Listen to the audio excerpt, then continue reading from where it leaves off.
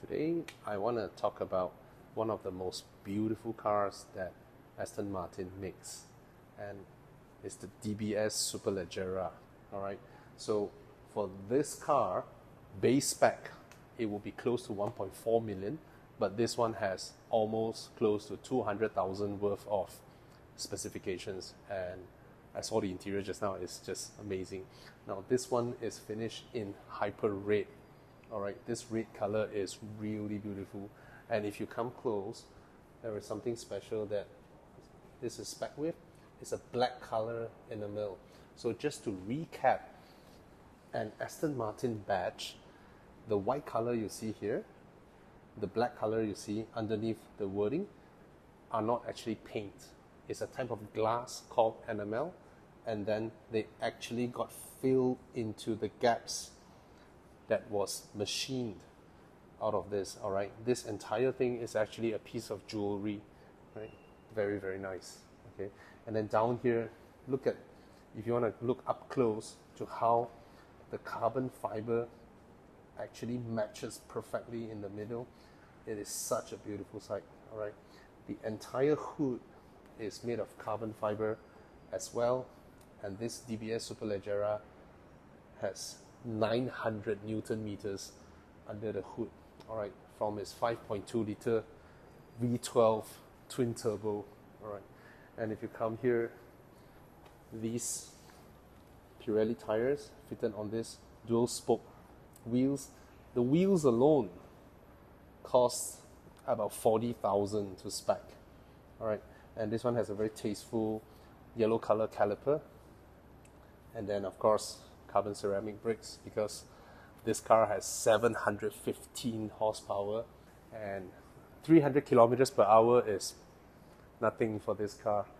All right, so, and this owner actually spec same body color roof, so it has a very grand touring, very elegant feel to the way the car looks.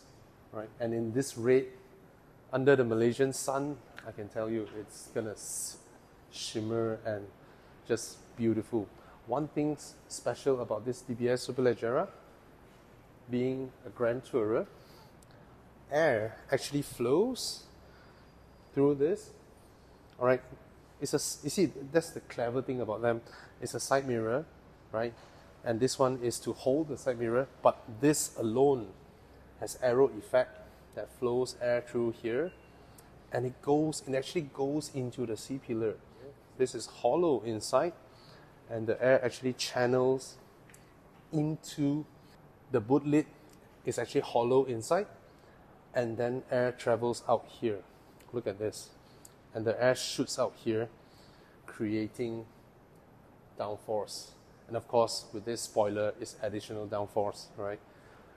I don't think there are any other car that employs this kind of aero effect, beautifully sculpted within the car, not just outside or under the car, but within it as well. This is really, really nice. All right, let's open the boot. See this? This is how the air actually flows through here, into here, going into and exiting out here. And you will notice this, come closer, you will see this boot. Yes, the entire boot cover is finished in exquisite carbon fiber. And in here you have enough luggage room for a golf bag, right? And there are some pass-throughs over there. And oh, these thick carpets are lovely. And of course, behind the plate number, you will see this beautiful piece of single piece carbon fiber, including the diffusers, housing the exhaust, and it's just so nice. All right, and it's soft close, very nice. Come inside the interior.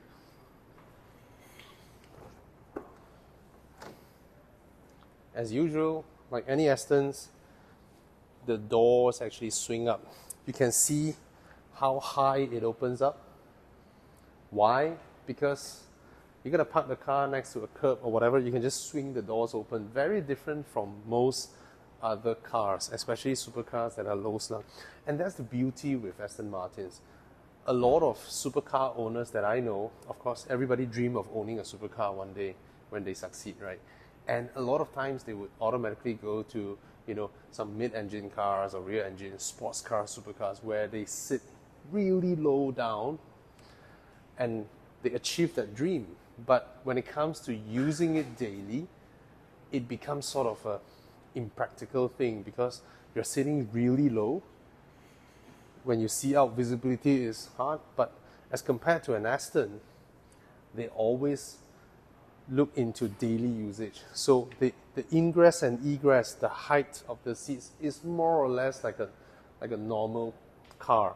And that's why Grand Tourers like these are popular amongst people who have experienced those kind of sports cars, and they realize these are the things lacking for them to use daily, and eventually they go into something like this. All right.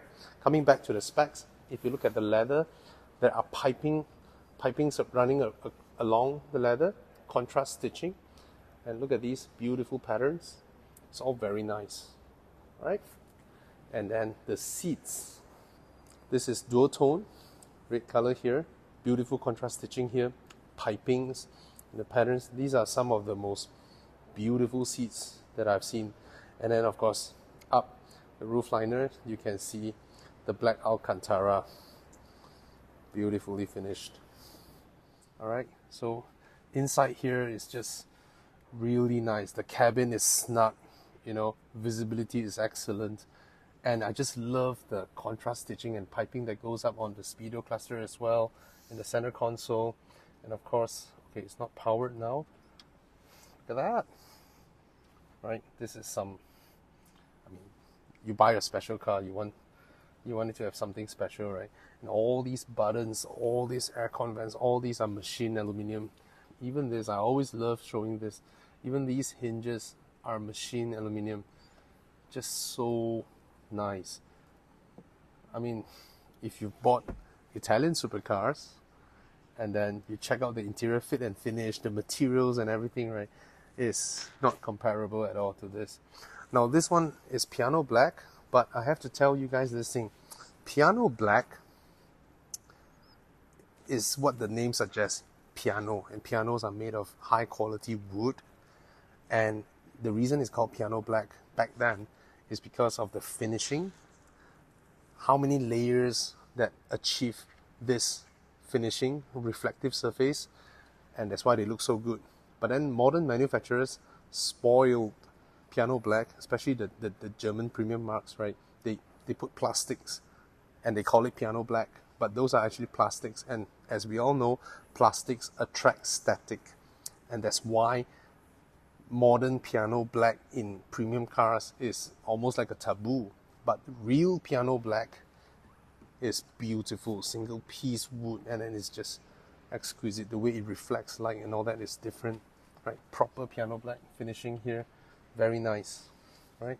And you get a steering wheel that is square. This came off the 177 back then, and it's actually very nice to grip, and visibility of the speedo cluster is very clear as well. That's the beauty with an Aston Martin. The sitting position is like a normal car, and you don't sit super low to the floor. You have proper ride height. Your door opens up and clears everything. It's just so usable daily, right? You can drive this car anywhere. You spend so much on a car, right? You should enjoy it daily, all right? When it comes to speccing up your car, it can go through the roof, all right? I just heard that there's a very special customer who actually flew all the way to UK, went into Q division, bought DBS Superleggera, the limited edition, and then spec'd everything, and that car ended up, before duties, 2.6 million. 2.6. Now, this one is also nicely spec'd, all right, considering the fact that this car has 715 horsepower, 900 Newton meters of torque, and it is such a lovely thing, all right.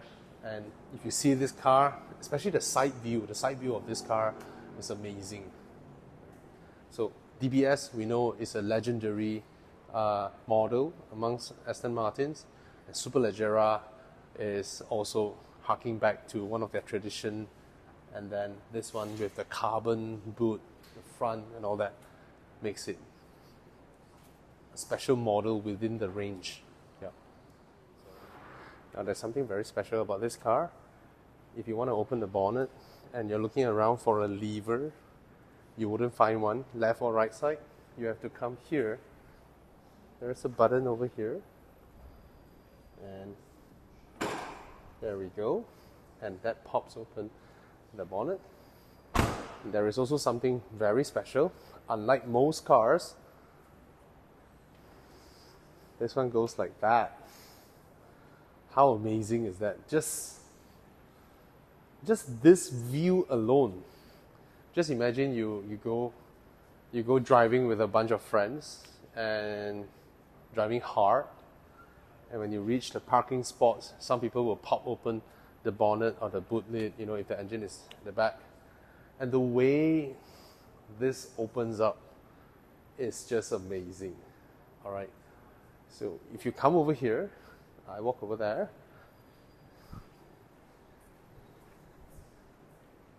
Do you see the entire piece is made of carbon fiber? And not only that, imagine you are the person putting on PPF onto this car. This has got to be the single largest single piece clamshell hood there is. And the fact that they pass crash tests, pedestrian crash tests and all that, with this structure is just amazing. I mean, there's no other reason than to show off by building it that way. The way it opens up is just amazing. Right? Just looking at this alone is just wow.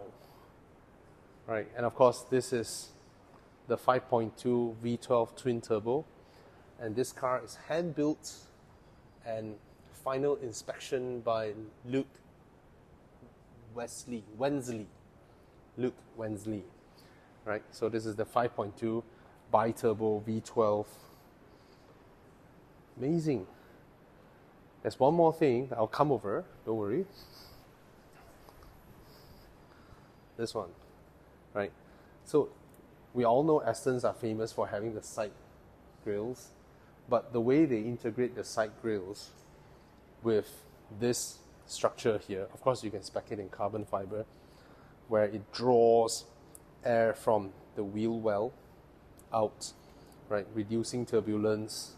It's just ingenious. The way this was designed is ingenious, right?